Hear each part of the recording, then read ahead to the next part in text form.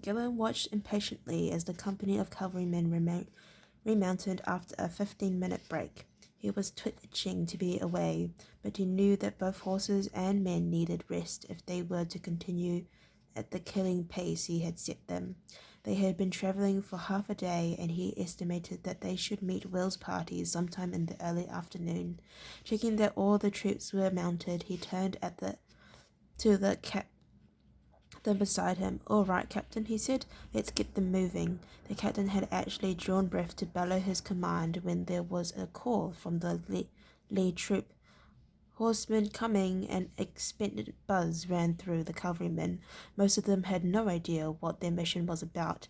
They'd been roused out of their bed in the early dawn and told to mount and ride.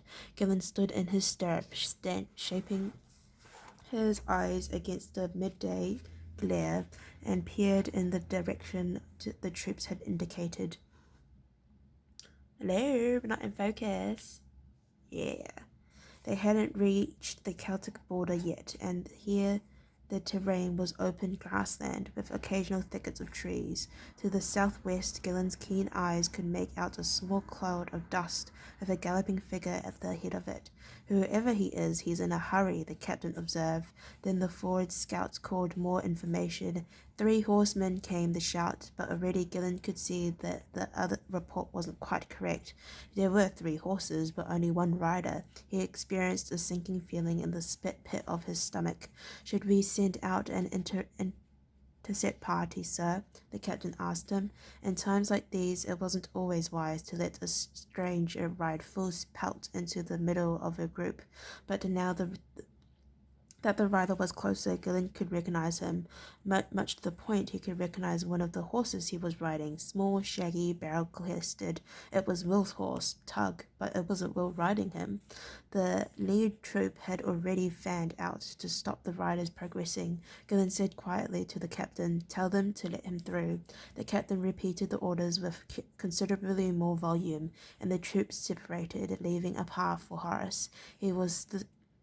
He saw the small group of officers around the company banner and headed for them, bringing the shaggy little ranger horse to a halt in front of them. The other horses, which Gillen now recognized as Horace's and the pack pony that Evelyn had ridden, were following behind Tug on a rope rein. "They've got Will," the boy shouted hoarsely, recognizing Gillen amongst a group of officers. "They've got Will and Evelyn." Gillen closed his eyes briefly, feeling a lance of pain in his heart. Then, knowing the answer before he asked, he said, "Wargals, Scandinavians," he replied. "They took them at the bridge. Gillen flinched in surprise at the word, surprise and horror. "Bridge," he said urgently. "What bridge?" Horace was breathless, breathing heavily from his exertion. He'd alternated between the 3 horses, switching from one to the other, but not resting himself at any stage. He paused now to get his breath, realizing he should start from the beginning. "Across the fissure," he said. That's why Mordred took the Celts. They were building a huge bridge for him to bring his army across. They'd almost got it finished when we got there." The captain beside Gillen had turned pale. "You mean there's a bridge across the fissure?" he asked. The implications of such a fact were horrendous. "Not anymore," Horace replied, his breathing steadying and his voice a little more under control now.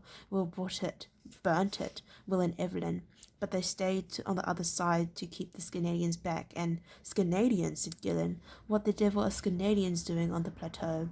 Horace made an impatient gesture at his interruption. "They were the advance party for a force that's coming up the southern cliffs. The Scandinavians were going to join forces with the Wargals, cross the bridge, and attack the army in the rear." The group of cavalry officers exchanged looks. Professional soldiers, all of them, could imagine how disastrous that could have been for the royal forces. "The bridge is gone then," said a lieutenant. Horace swung his tormented gaze on the officer, a young man barely a few years older than himself. "But they've got Will," he cried, his eyes welling with tears as he thought of how he had stood by and watched helplessly as his friend was knocked out, then carried away. "And the girl," added Gillen. But Horace dismissed her. "Yes, of course they got her," he said, "and I'm sorry she's been caught, but Will was my friend." "You're sorry she's been caught? Do you know who The captain interrupted indignantly, for he was one of the few who knew the nature of their task, but Gillen stopped him before he could say more. "That's enough, Captain," he said crisply. The officer looked at him angrily, and Gillen leaned forward, speaking so that only he could hear. "The fewer people who know the girl's name now, the better," he said, and understanding dawned in the officer's eyes. If Morgoth knew that his men held the king's daughter hostage, he would have a powerful tool to bargain with. He looked back to Horace. "Horace, is there any way that might be able to repair the bridge?" he asked, and the muscular young shook his head vehemently.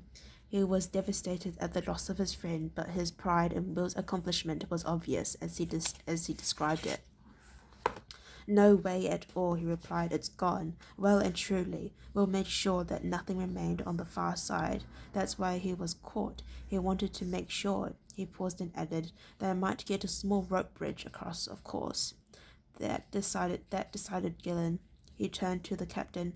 "Captain, you'll continue with the company and make sure no bridge of any kind is thrown across the fissure. We don't want any of Morgoth's forces, no matter how small, coming across. Get Horace to show you how the location on a map. Hold the west side of the fissure until you're relieved, and send out patrols to locate any other positions possible crossing points. There won't be many of those," he added. "Horace, you'll come with me and report this to the king. Now," he stopped abruptly as he realized that Horace was waiting for a chance to say something. He nodded for the apprentice to go ahead. "The Canadians," said Horace. "They're not just on the plateau. They're sending a force north of the thorn tree forest as well." There was another buzz of comment from the officers as they realized how close their army had come to disaster. Two unexpected forces acting from the rear would have left the king's men very hard-pressed indeed. "You're sure of this?" Gillen asked, and Horace nodded several times. "Will overheard them talking about it," he said. "Their forces on the beach and in the fens are faint. The real attack was always going to come from behind." "Then we don't have a moment to waste," said Gillen. "That force in the northwest could still be a big problem if the king doesn't know about it." He turned to the company commander. "Captain, you have your orders. Get your men to the fissure as soon as you can." The captain saluted briefly and issued a few crisp orders to his officers. They galloped off to their troops, and after a quick conference, while Horace pointed out the site of the fallen bridge on a map of the area, the entire company was on the move, heading at a brisk canter for the fissure. Gillen turned to Horace. "Let's go," he said simply. Wearily, the young warrior nodded, then turned back to mount his own horse. Tug hesitated, pawing the ground as he watched the cavalry ride away, back towards where he had last seen his master. He trotted a few uncertain paces after the troop, then, at a word from Gillen, he reluctantly fell in behind the tall ranger. Okay, well, thank you for listening to me read chapter 26. If you'd like to listen to me read chapter 27, then please stay posted, and I will see you next time. Bye-bye.